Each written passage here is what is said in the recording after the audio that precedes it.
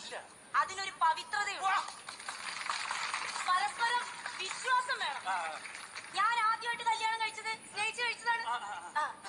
അങ്ങനെ സ്നേഹിച്ച് കല്യാണം കഴിച്ച ഒരു 2 മാസം കഴിഞ്ഞപ്പോ ആ പവിത്ര ബന്ധം അങ്ങോട്ട് പോയി.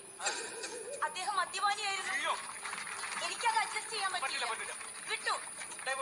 പിന്നെ ഇതൊരു പവിത്ര ബന്ധമാണല്ലോ എന്നോർത്ത് തുടർന്നു ഞാൻ 2ാമതൊരു കല്യാണം കഴിച്ചു. പവിത്ര ബന്ധമായിരുന്നു, പക്ഷെ അതൊരു 3 മാസം നിന്നുള്ളൂ. ഡിവോഴ്സായി. അയാൾ കുടിയനല്ലായിരുന്നു, ഞാൻ കുടിച്ചു തുടങ്ങിയിരുന്നു. അപ്പൊ അത് അയാൾക്ക് അഡ്ജസ്റ്റ് ചെയ്യാൻ പറ്റിയില്ല. അങ്ങനെ അത് പോയി. പിന്നെ ഇതൊരു പവിത്രമായ ബന്ധം